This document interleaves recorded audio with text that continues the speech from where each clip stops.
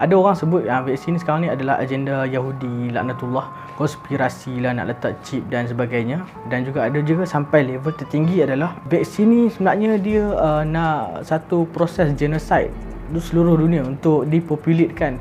Sebab manusia banyak sangat kat bumi ni kan, serabut kepala otak apa semua, so dia pun nak bunuh, buang separuh, kata tenang sikit kot kan.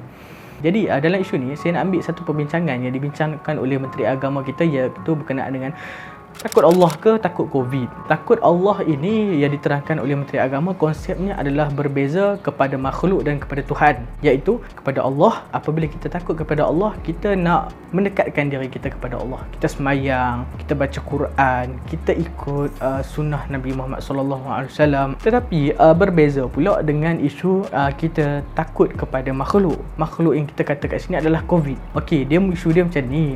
Orang tak takut Covid ni adalah sebab dia tak kenal lagi. Bila dia tak kenal lagi, dia tak tahu cerita apa. Sebab kalau kita tengok pada golongan anti vaksin ni, dia punya cerita tak takut pada Covid ni, dia kata macam demam biasa. Betul, macam biasa, ada yang tak rasa apa pun. Tapi kejadian dia yang buruk adalah kepada ahli keluarga, yang mana orang yang dia sayang ni bila mati sebab virus ni, dia akan rasa impact dia akan rasa takut dia akan rasa benda yang terbeban. Jadi bila benda ni jadi kepada kalangan ahli keluarga kita sendiri, maka ketakutan tu mula datang. Kenapa ada sesetengah SOP ni dilihat seperti mencalar akidah kita? Di dalam Islam disebutkan, saya tak ingat hadis ataupun Quran, adalah orang yang paling takut kepada Allah adalah ulama, dan ulama pula adalah waris kepada para anbiya.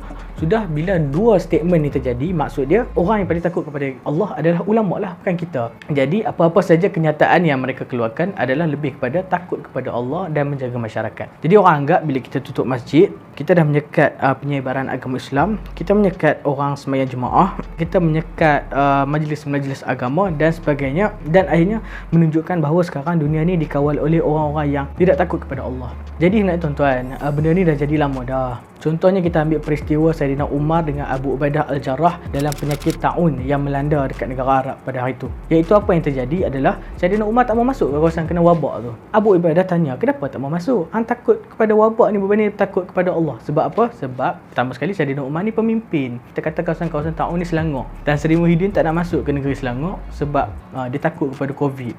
Sebab Covid tinggi kat Selangor, ribu-ribu kan. Jadi adakah takut kepada Covid dia sampai tak nak masuk ke kawasan wabak? Jadi pada zaman Saidina Umar, beliau balas kepada Abu Ubaidah, dia kata, sebenarnya aku ni bukan lari pada takdir Allah, tapi aku pergi daripada qada Allah kepada qadarnya. Bermaksud bahawa sebenarnya apa yang Saidina Umar buat ni bukan takut kepada Allah, tetapi mengikut kepada apa yang Allah telah gariskan. Sebab apa? Sebab Abdul Rahman bin Auf cakap, apabila terjadi satu wabak dekat satu kawasan, jangan masuk dan jangan keluar. Jadi apa tindakan yang dilakukan oleh Umar ini masih lagi bertepatan dengan kepada syariat Allah dan juga sunnah Rasulullah.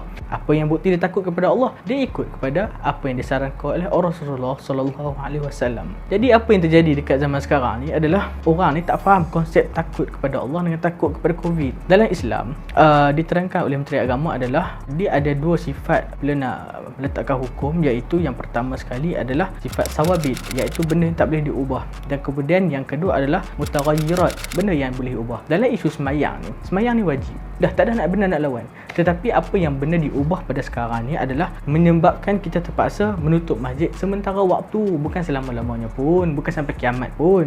Apa yang berubah adalah semayang jemaah rapat-rapat dijarakkan. Jadi apa yang kurang ni kat situ? Semayang tetap jalan, baca Quran, baca je Quran kat mana-mana. Nak dengar ceramah, dengar je kat YouTube, tengok MX Studio. Jadi kepada golongan-golongan yang kat luar sana yang tuduh ulama sekarang ni kena beli, ulama sekarang ni dah kena brainwash, sudahlah. Janganlah pegang kepada ulama Facebook. Benda-benda macam tu pun hampa percaya. Satu rasa yang macam pelik juga. Siapa yang kena pengaruh Yahudi sekarang ni? Ulama ke orang Facebook? Wallahu alam.